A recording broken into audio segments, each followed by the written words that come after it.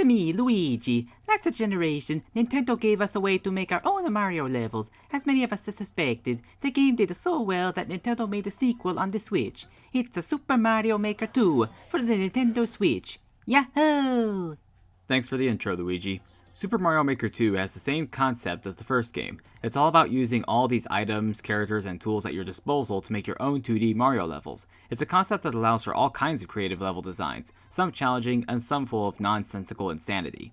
Surprisingly though, Super Mario Maker 2 has a story mode to it. It starts with Princess Peach's castle being accidentally torn down not by Bowser, but by a dog who happens to press the wrong button. So now Mario has to take on various jobs to win the money needed to rebuild the castle. It really just serves as a way to play a slightly more conventional 2D Mario game since you're playing through levels Nintendo made themselves, some of them in modern graphics and others in retro graphics. It can also give you ideas on what to do with your own created levels. Some of them do present good challenges though.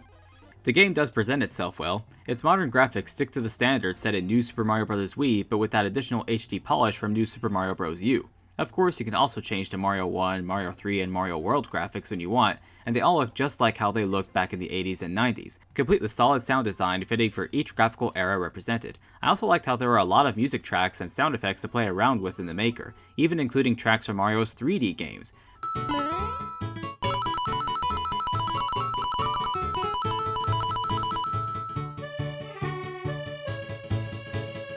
But now they've also included the 3D World graphics and art style, which look really good. See? I told you 3D World works better as a 2D Mario game. The Maker part of Super Mario Maker is fairly easy to use and offers a lot to play around with. If you want to learn more about how to put together all these funky courses, there's an extensive tutorial that details every step of making a course. The transparent grid makes it easy to place items, blocks, and enemies anywhere as long as they don't bleed into each other, and extend the course to make everything from a simple yet challenging speedrun to a longer course with many twists and turns and things to collect. The more I figured out how to use everything, the more my creativity was allowed to flourish in this game.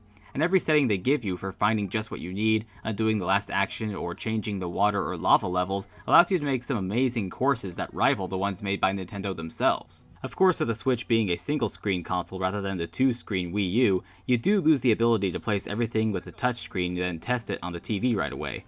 You can, however, make the test courses using the touchscreen in undocked mode, and I must admit using the touchscreen did feel more intuitive. The disappointment about this game that Nintendo could have avoided is the missing cosmetics, by which I mean gone are the amiibo unlocked character costumes of the original game, and even some of the game's Easter eggs.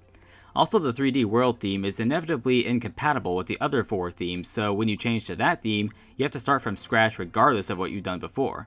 Now, fortunately, the undo dog can bring you back to your progress on your previous level, and it does kind of make sense given all the different stuff 3D World has that 1, 3, World, and New Super Mario Bros. Don't. But I did want to point that out to caution everyone thinking about getting this game.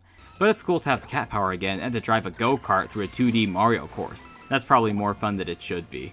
The Maker itself, though, is very functional, and after finishing it, the game has you test the course to see if you can clear it from start to finish, which is a great way to ensure that nobody uploads an impossible to complete course. Once you pass that, you get the gratification of uploading your work for others to play. Oh, you must be very proud of yourself. This brings us to another key element that makes the Mario Maker games so successful. They're great community games. After all, a level maker game is at its best when you're able to share it with others, and that's a big thing here. Upload your work for everyone to enjoy while you play through other people's levels and like and comment on them while gaining some ideas for things to add to your future levels. I really liked seeing the global creativity of the Mario community, particularly the tributes to other games. Since the new Super Mario Bros. Games were released 2 generations ago, people have wanted to play 2D Mario games with online multiplayer, and Mario Maker 2 lets you do that. You can play through any publicly uploaded course cooperatively or competitively in a versus mode through online play or local wireless play. And co-op you're working together to reach the end, while Versus has you aggressively race each other to reach the finish line.